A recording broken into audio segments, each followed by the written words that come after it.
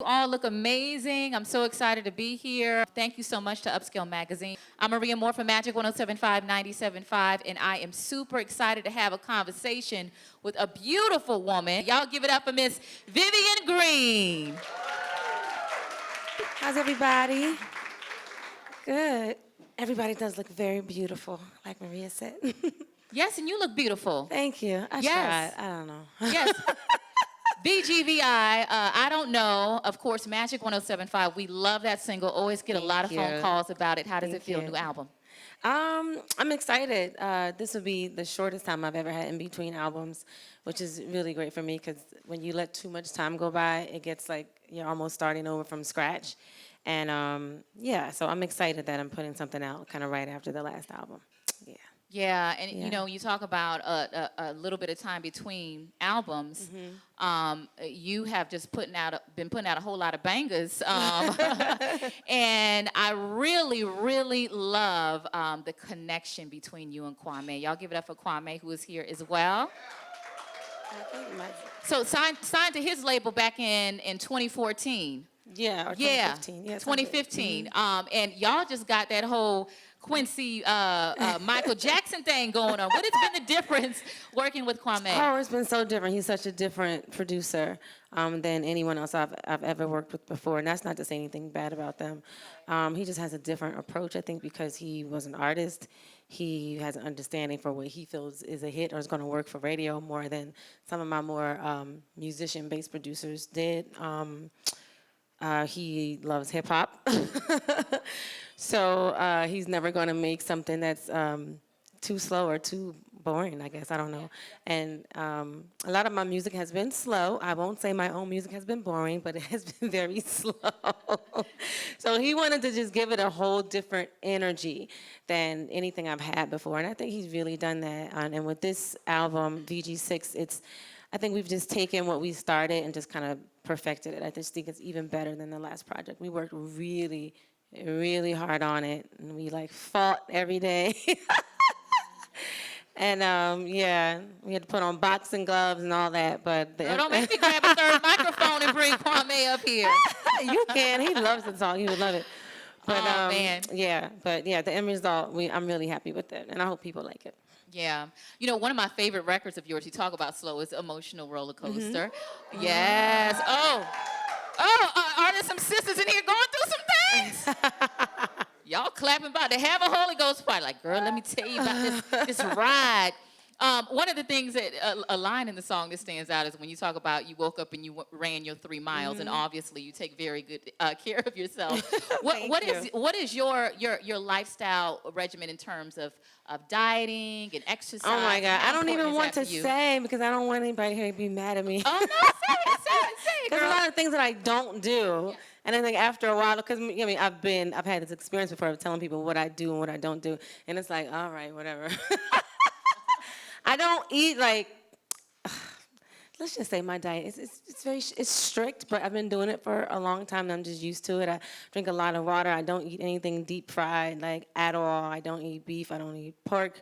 I don't eat shellfish. I only eat salmon, tuna, flounder, sometimes, not every day. I eat a lot of green vegetables, a lot of dark green things, spinach, kale, broccoli, chard, collards. I put them in smoothies. All that dark green leaves are really good for you. I don't know if y'all know, but not cooked to death either. Still have some life in them. It's really, really good for you. I do a smoothie every morning for breakfast. I exercise every day. I don't drink soda. See, you guys are tired of me already? I don't drink soda. I don't drink like any sugary drinks like that. So like, lemonade, no, it's just water. Look, they like, we good, Vivian, we good. That's why I said I didn't want to say anything. But my mom, she was always very, very, very health food and health conscious since I was a little girl. So I just remember going to health food stores with her like my whole life as a little girl. So she always pushed all of my brothers and sisters and I to eat right and things like that. So it's just kind of how I was raised a bit. Yeah. So yeah, I don't try to push what I do on anyone else or anything like that. Well, you know what? You won't know unless Yeah. you ask me. I will never say, hey, you shouldn't be doing that. I don't do that because that's annoying. I'm sure everyone in the room can appreciate anything coming from a positive space that's empowering to you, and we all have different things that make us feel empowered. So we appreciate you sharing that. Now, you talked about your mom and you know, the ideals that she gave you. Your mother as well.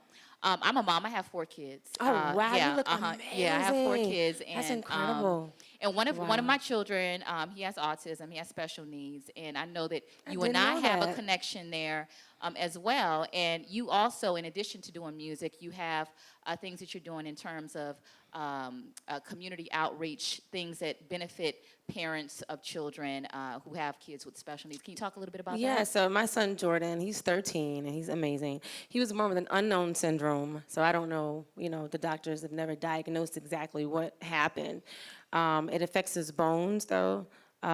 His index finger and his thumb share the same bone, so he doesn't have opposition in his hands. So it took him a really long time to learn how to do most things. But once he gets it, he's like off to the races.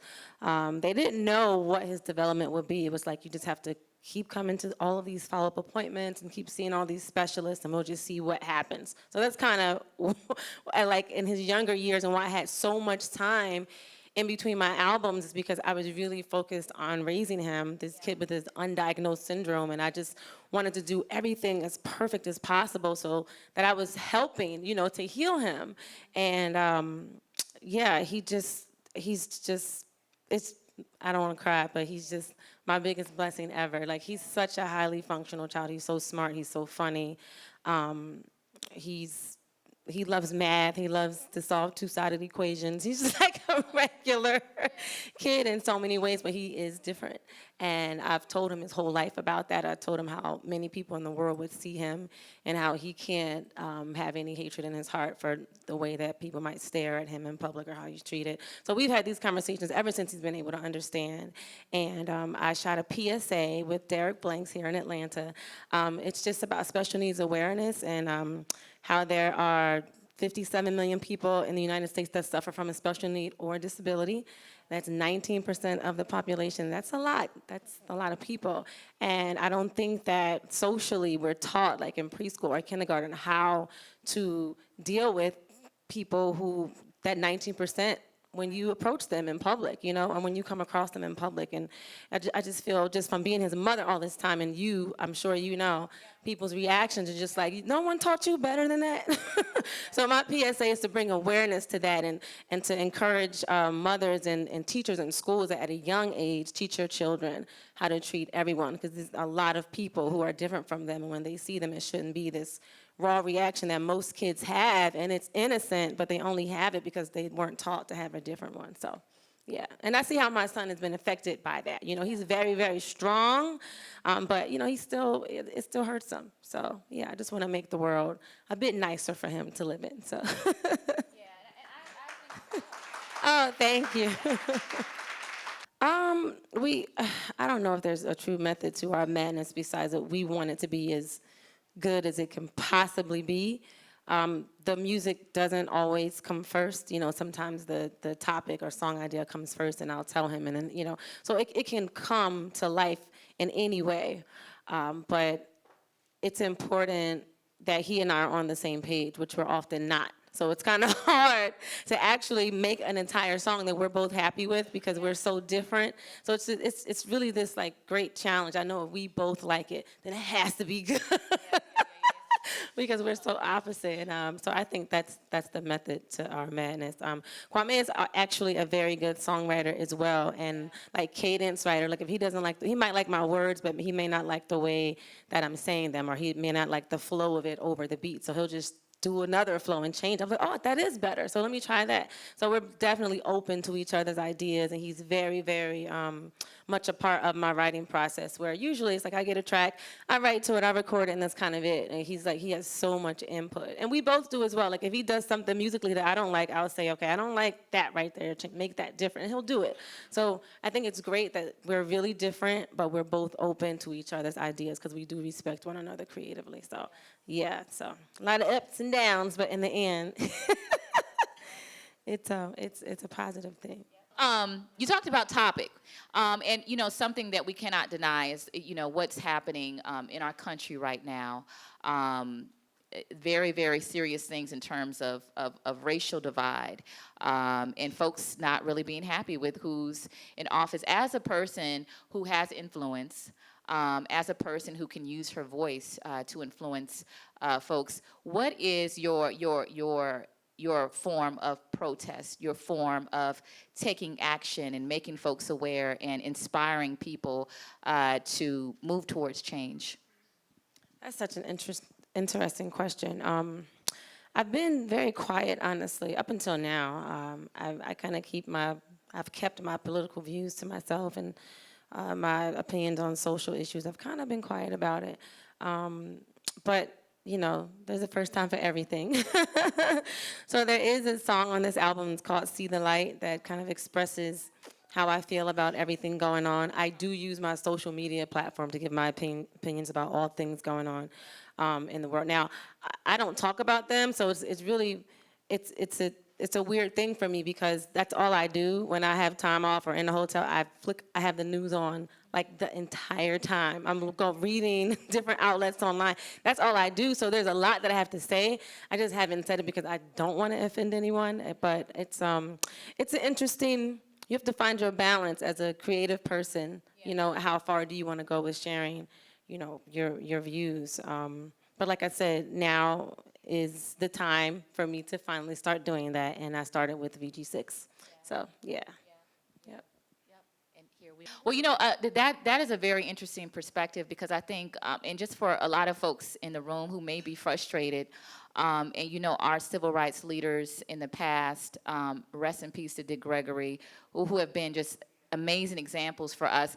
Sometimes your protest is just love, positive emotions, and just making people around you feel good. And one thing that I love about you and Kwame and your connection, I just feel as soon as a record comes on, it just feels good. You don't even know what the song is about. And I think that's what music is supposed to do, not necessarily sound good, but feel good. So you're definitely doing that with VG6. So much love and continued success.